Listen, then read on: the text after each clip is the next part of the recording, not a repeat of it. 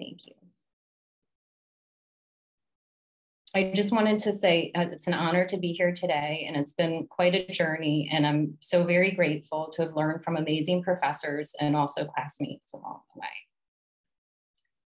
So my thesis was related to a program similar to Andy that I did for other classes, but then I also did a literature review, and the title of my thesis is Eco-Yoga Therapy. It was an eco-yoga therapy program for mental health related to the COVID-19 pandemic.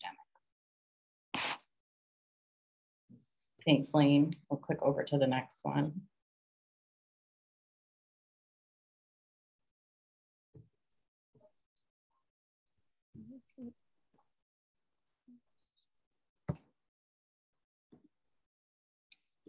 So this thesis was actually two-pronged, like I mentioned. It included an in-depth literature review around mental health related to COVID, and it also included a 6-week pilot program that I instituted with 3 women, and from different areas of the world, as Chris mentioned. They were acquaintances that I've had, and we worked on an eco-yoga therapy program related to mental health. Thanks, Lane. So this is just some of the current numbers in terms, oh, is it sharing? Should I wait until it is sharing. I'm wondering if the presentation mode slows it down, but we'll try this. Oh, there we go. Perfect. Just on the background screen. So if we look at, as all of you know, we've been dealing with the pandemic for a few years now, and just looking at the current COVID cases, there's still over 505 million people infected with COVID. There's been over 6.2 million deaths, and currently there's over 457 million people that have recovered from COVID. See the screen in the background, I see it popping up now. Thank you all for your patience.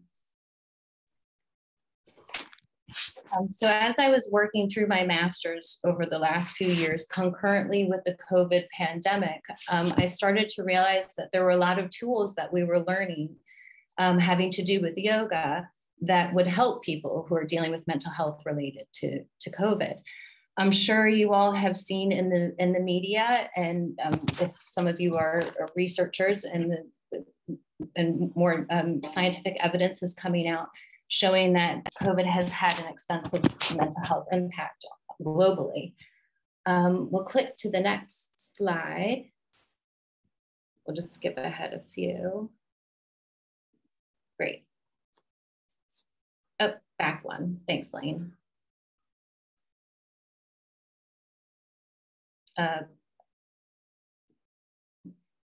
one more. So this is my, thanks, Lane. This is my thesis question.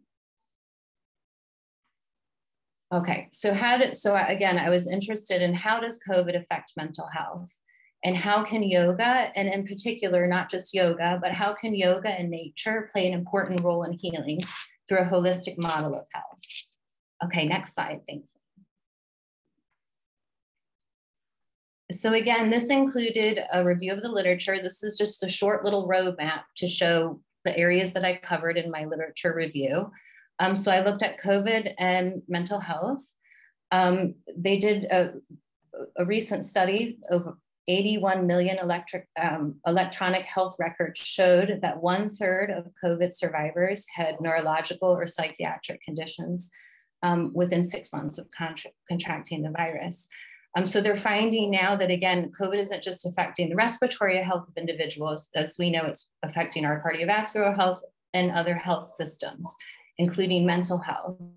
So what they're finding is that there's a lot of inflammation due to cytokines, and this is affecting our brains and affecting the way we perceive the world and the way we function. And people are even saying that it's affecting people's personalities as well. We also have here the other areas that I covered, salutogenesis and holistic health, which Andy talked about. And this is just focused on a more public health sort of orientated approach. I'm looking at all components of a person and not just their disease. So looking at their social support systems, their lifestyle, their inherent belief system, their sort of whether they see life as their perspective and their outlook on life. So we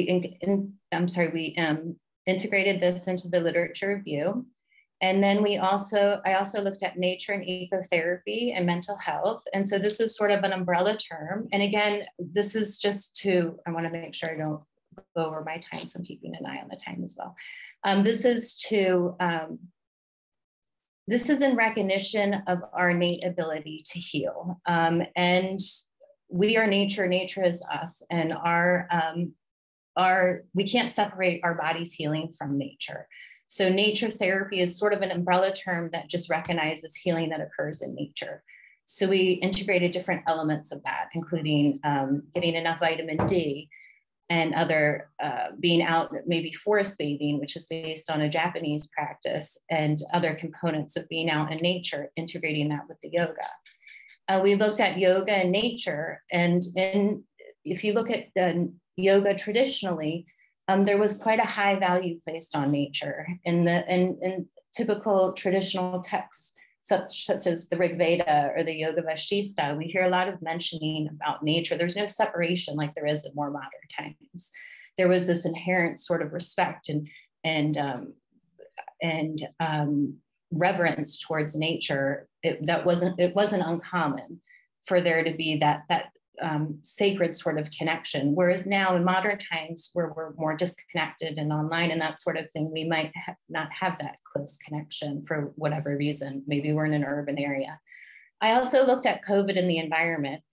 I have a background in sustainability. And so we have, as we know, with climate change, we will be seeing more pandemics. And so just looking at how COVID is a micro problem, but also attached to the macro problem of climate change.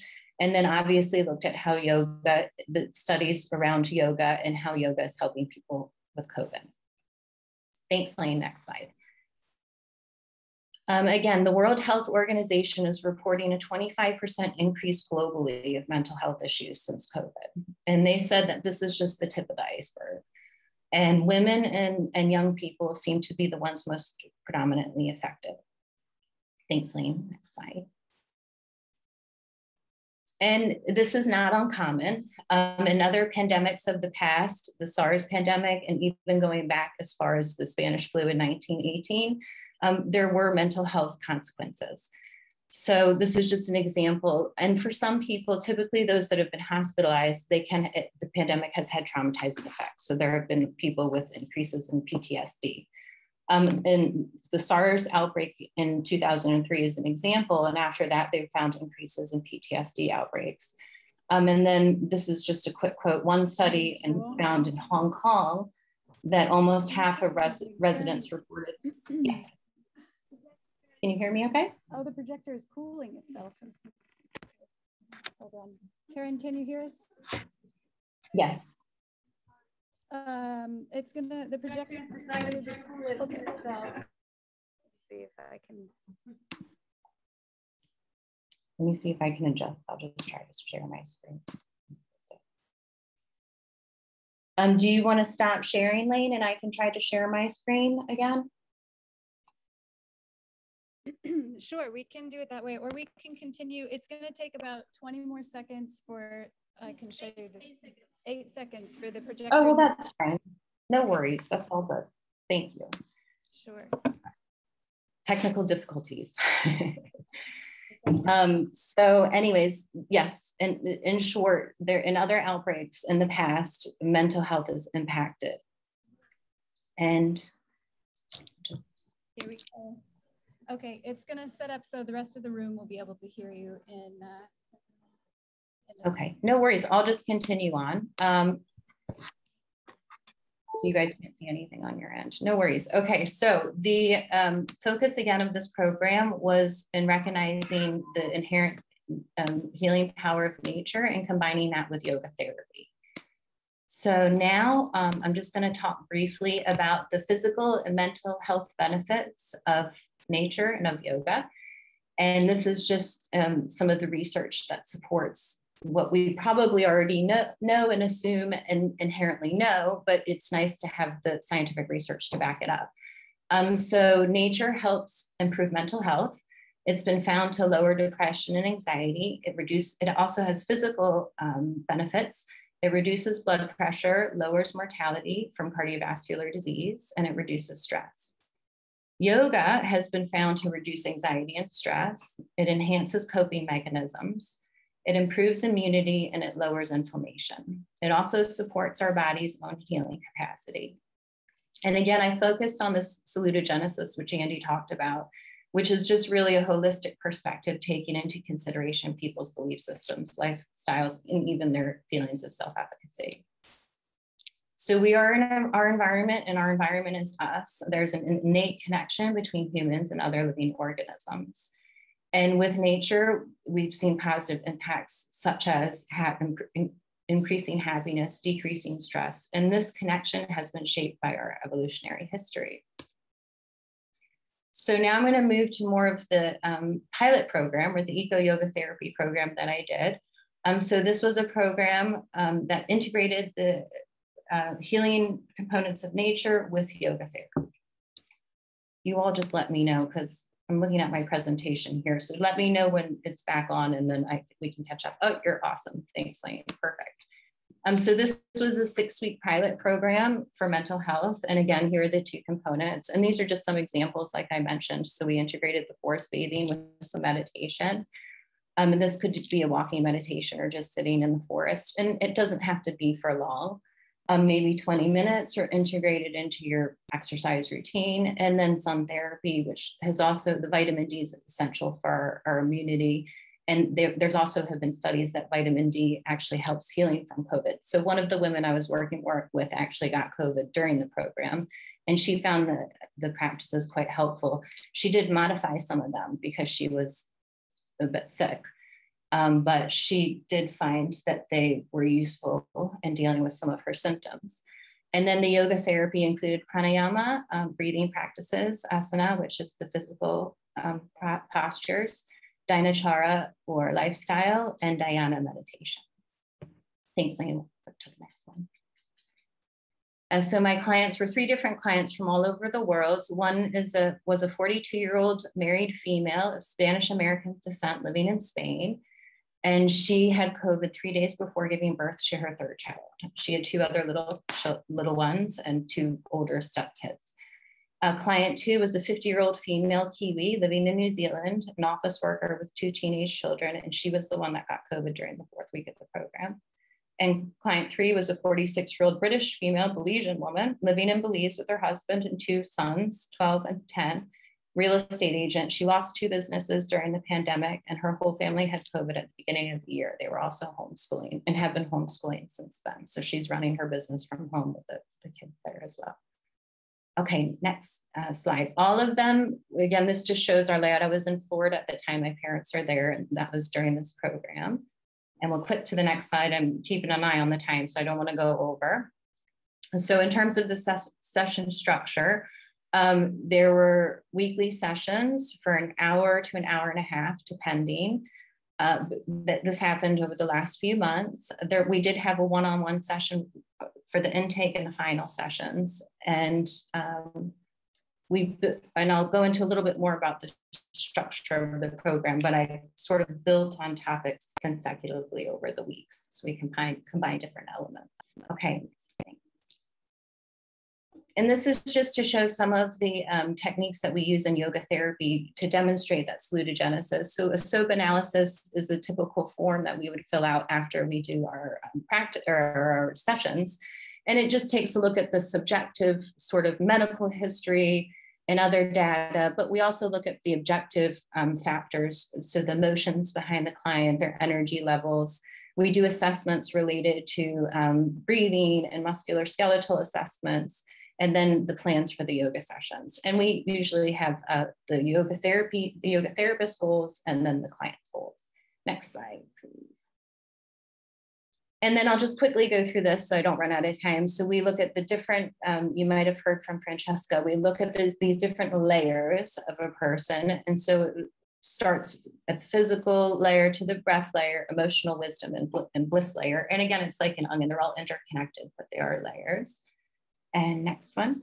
And then finally, when planning a session, we take into consideration the causes of suffering. So you're not just looking at the particular illness. In this case, COVID was a big cause, stress, isolation.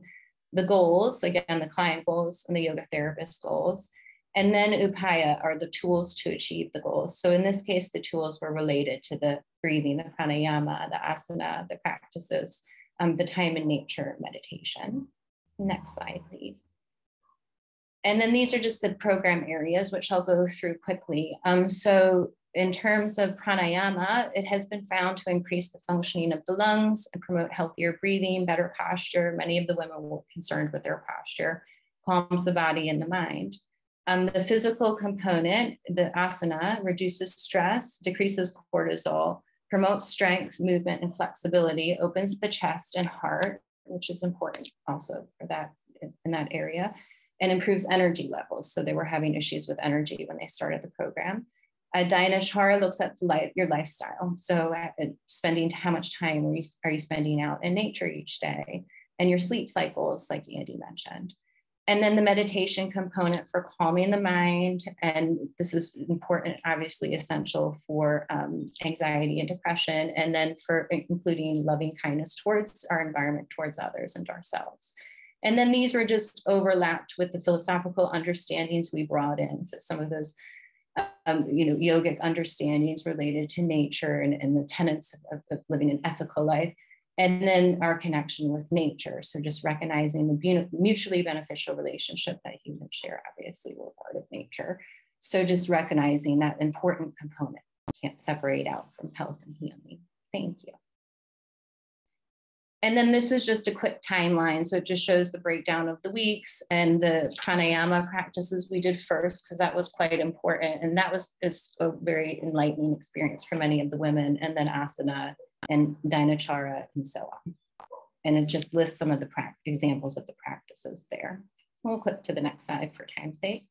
And in terms of the results of the program, all of the women had lower anxiety levels, self-reported lower anxiety levels, lower stress levels, except for client 2. And she was the one that did get COVID, which may have contributed to her bit of stress.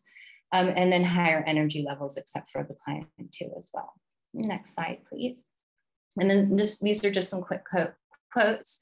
Client 3 said, "I love the program. It really made me make time for myself and breathe and stretch." Client 1 mentioned that if she does yoga, it keeps her anxiety low key and it's easier for her to find a tool in her toolbox. Client 2 said she now has a daily practice with breath awareness, nature appreciation, and good lifestyle choices. And then finally, this is just to confirm that there are positive results from yoga and nature therapy, many benefits. Next slide, please. And so this is just confirming, this is another study that was done, but my results confirm the results of this study, that pranayama, asana, meditation decrease stress and inflammation, improve immunity, increase oxygen in the blood, and increases the elasticity of the lungs due to the relaxed breathing. And again, the results of my study confirmed the findings from these researchers that found that spending time in nature does have a variety of positive health impacts, including reducing stress and blood pressure, improving your mood and your cognition. Next slide. I know I'm running low, so I'm just going to run through these. So finally, what is the relevance of this research? So this research just goes to support that yoga therapy and nature-related eco program can be effective in reducing stress, lowering anxiety, improving mood after COVID for managing mental health. It wasn't strictly for people who had COVID, but in this case they did. And it can also reduce barriers to care through promoting self-efficacy and the management of the long-term effects of COVID, including stress and anxiety. Next slide. And finally, for the future, yes, continue doing the program. I also found that the video tutorials for self-practice would have been helpful, and as well as perhaps an app for daily reminders for the women. And then just a thank you slide, I think, after that. Thank you all very much for your time. And thank you to my family and to my wonderful partner, who I would not have been able to do this without. I have 2 little ones, so he has been very helpful in helping me complete this degree. Thank you all.